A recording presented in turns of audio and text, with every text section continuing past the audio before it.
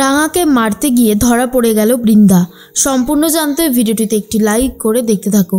গল্পে শুরুতেই দেখা যায় রাঙা মনে মনে একটাই কথা ভাবতে থাকে, কি করে উড়ানবাবুর পাশে ঘুমাবে। কিছুতেই রাঙা উড়ানবাবুর পাশে ঘুমাতে পারছে না। রাঙা তখন ভাবে, এইভাবে তো উড়ানবাবুর পাশে ঘুমাতে পারবো না। কিন্তু যেহেতু অনেকটাই রাত হয়ে গেছে আর রাঙারও ঘুম পাচ্ছে, তাই রাঙা আর কোনো দিকে না তাকিয়ে উড়ানবাবুর পাশে ঘুমিয়ে পড়ে। একলব্য তো ঘুমিয়ে রয়েছে। একলব্য ঘুমের ঘরে কোলবালিশকে জড়িয়ে ধরে আর রাঙা ঘুমের ঘরে একটু একটু করে একলব্যর দিকে এগিয়ে যায়। এর মধ্যেই রাঙা আর একলব্য দুজনা অনেক কাছাকাছি চলে আসে। তখনই রাঙা ভয় পেয়ে গিয়ে এমনভাবে পাশ ফিরতে যায় যে পড়ে যায় নিচে। একলব্য বলে, এই কি রাঙামতি, তুমি নিচে শুয়ে আছো কেন, ওঠো। রাঙা তখন বলে, আরে না না, আমি তো নিচে শুয়ে নেই, আমি তো ওপরেই শুয়েছিলাম। আসলে ভাব ভালোবাসা না থাকলে একই বিছানায় দুজন ঘুমানো যায় না রে উড়ানবাবু। এরপর রাঙা অন্য একটা বিছানা করে সেখানে ঘুমিয়ে পড়ে নিচে। এদিকে বৃন্দা রাঙার সর্বনাশ করবে বলে একজনের সাথে যোগাযোগ করে আর তাকে বলতে থাকে, রাঙাকে বিপদে ফেলার জন্য আমি একা কিছুই করে উঠতে পারতাম না, তোমার সাহায্যটা আমার খুব দরকার ছিল। থ্যাংক ইউ আমাকে এইভাবে সাহায্য করার জন্য। দয়া করে আমার পাশে থেকো। আমি একটা দারুণ আইডিয়া বার করেছি। আমি রাঙার ওই তীরে সাপের বিষ মাখিয়ে দিয়েছি। এরপর রাঙা যখন একাডেমিতে গিয়ে ওই প্র্যাকটিসটা করবে তীরটা নিয়ে, তখন কোনোভাবে যদি ওই হাতটা রাঙার মুখে যায়, মানে জিভে চলে যায়, তাহলেই রাঙা শেষ হয়ে যাবে আর কোনো রকমের কোনো প্রমাণও থাকবে না। তখন সেই লোকটা বলে, তুমি খুব ভালো প্ল্যান করেছো। এরপর বৃন্দা চলে যায় নিজের জায়গায়। সকালবেলা উঠতেই একলব্য বলে, রাঙা কালকে তুমি এখানে ঘুমিয়েছিলে? একলব্যর কথা শুনে তখনই রাঙা ভাবে, উড়ানবাবু তো সবটা দেখতেই পেল, কি জানি ঘুমের ঘরে হয়তো ভুল বুঝেছে। তার মধ্যে অদিতি এসে দরজা ধাক্কা দিতে থাকে, কারণ পুলিশবাবু এসেছে। এরপরেই সত্যজিৎ নিজের হাতে চা করে দিয়েছে অদিতি। অদিতি তখন বলে, আপনি তো পুলিশ অফিসার, আপনাকে একটা কথা বলবো। তখনই সত্যজিৎ বলে, হ্যাঁ বলুন না। অদিতি বলে, আসলে আমি তো সিরিয়াল করি, আপনি সিরিয়াল দেখেন। রাঙা উপর থেকে নিচে নামতে নামতে অদিতি আর সত্যজিৎ বাবুর আলোচনা শুনছিল। তখন সত্যজিৎ বলে, না আমি তো সিরিয়াল দেখি না, আসলে ডিউটির জন্য খুব একটা সময় পাই না। কেন বলো তো? তখন অদিতি বলে, আসলে আমি যেখানে কাজ করি সেখানে একজন লোক আছে যে খুবই আমাকে উত্ত্যক্ত করছে। প্লিজ আপনি গিয়ে তাকে একটু বুঝিয়ে বলবেন। সত্যজিৎ বলে, হ্যাঁ নিশ্চয়ই যাব, কেন যাব না। তখন রাঙা বলে, আরে কি বলতো দিদিভাই, আমিও তো পারি। আরে এই রকম অপরাধীদের আমি তুড়ি মেরে সাহায্য করে দিতে পারি।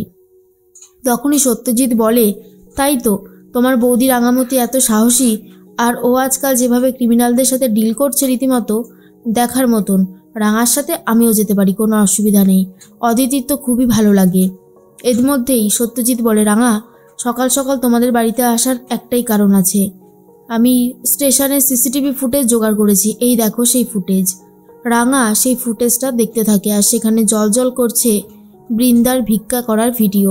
রাঙা তখন বলে, কিন্তু বড় বউ দিদি ওখান থেকে কোথায় গেল? ফোনও তো নট রিচেবল বলছে, তাই না রে পুলিশবাবু? সত্যজিৎ বলে, হ্যাঁ ফোনও তো নট রিচেবলই বলছে, কিন্তু কি করব কিছুই বুঝে উঠতে পারছি না। তখনই রাঙা বলে, যেভাবেই হোক খুঁজে বার করতে হবে বড় বউ দিদি কোথায় গেছে। এর মধ্যেই সত্যজিৎ বলে, আশা করি আমরা খুঁজে পেয়েই যাব, যতই চেষ্টা করছি না কেন, হাল আমরা ছাড়ছি না। এর মধ্যেই বৃন্দা সকাল সকাল উঠে একাডেমিতে কাজ করতে শুরু করে দিয়েছে আর সেখানে তীরগুলোতে ভালো করে বিষ মিশিয়ে দেয়, যাতে সেখানে কেউ দেখতে না পায়। আর অন্যদিকে রাঙাও চলে এসেছে প্র্যাকটিস করতে। রাঙার গলার আওয়াজ শুনেই বৃন্দা তো খুবই ভয় পেতে শুরু করে দেয়।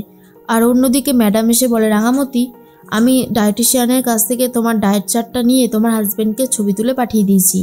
রাঙা তখন বলে, ছবি তুলে পাঠিয়েও দিয়েছিস কোচ ম্যাডাম? তখনই ম্যাডাম বলে, কেন?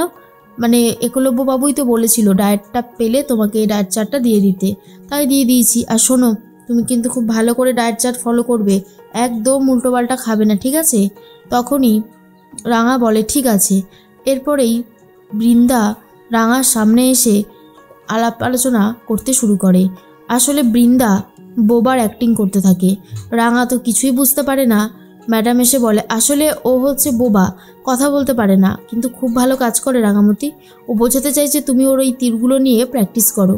রাঙা তখন বলে, আচ্ছা আচ্ছা এই ব্যাপার। এদিকে একলব্য ডায়েট চার্ট মিলিয়ে সমস্ত খাবারগুলো কিনে নিয়ে এসেছে। পিসিমণিকে বলে, পিসিমণি রাঙাকে এইভাবেই রান্না করে দেবে, এখানে সব লেখা আছে, আর এইগুলো ফ্রিজে রেখে দেওয়াটাই ভালো হবে। তখন ময়না এসে কাজু কিশমিশ দেখে লোভ সামলাতে পারে না, আর বলে, এই যে একলব্য, আগে তো মেজ বৌদিদির জন্য কত চকলেট ড্রাই ফ্রুট নিয়ে আসতে, ওই এখন তো কিছু নিয়ে আসো না। বউ আসার পর আমি একদম বড় হয়ে গেছি, তাই না গো? একলব্য তখন বলে, কি যে তুমি বলো না, এগুলো এক্সট্রা আছে, তুমি খেতে পারো। তার মধ্যেই সাত্তকী ব্যাংকের কাজে যাবে বলে ঠিক করে। এখন নবারুণের প্রিয় পাত্র হয়ে উঠতে চাইছে এই সাত্তকীকে জিজ্ঞেস করে, একলব্য কোথায় যাবি? সাত্তকী তখন বলে, বাবার ওই পেনশনের কিছু টাকা পয়সা এদিক ওদিক আটকে রয়েছে, আর ব্যাংকেও কিছু ঝামেলা রয়েছে, সেগুলোই দেখতে যাব আর কি। কম ঝক্কির কাজ না রে, অনেক ঝক্কির কাজ। তখনই একলব্য বলে, দেখিস বাবা যেটুকু বলছে সেটুকুই শুনিস, কিন্তু বেশি আবার কিছু করতে যাস না।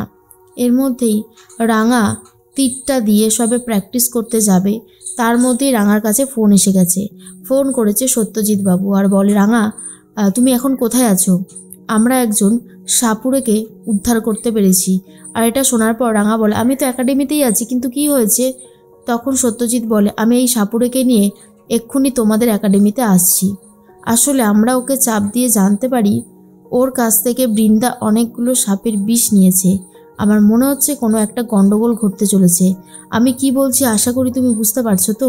তুমি কিন্তু কোনো রিস্ক নিও না। শুনেই তো রাঙা ভয় পেয়ে যায় আর বলে, ঠিক আছে, তুই যেমনটা বলছিস তেমনটাই হবে। এরপর বৃন্দা ভাবে, কি হলো, এখনই ফোনটা আসতে হলো? কোথায় ভাবলাম রাঙা তীরটা ছুড়বে আর তারপর শেষ হয়ে যাবে, সেটা তো হলোই না, উল্টে দাঁড়িয়ে পড়লো। এরপরে রাঙা বৃন্দাকে সন্দেহ করতে শুরু করে, মানে ছদ্মবেশী বৃন্দাকেই কিন্তু একদমই চোখে চোখে রাখছে, আর বুঝতে পারছে কোনো একটা গন্ডগোল ঘটতে চলেছে।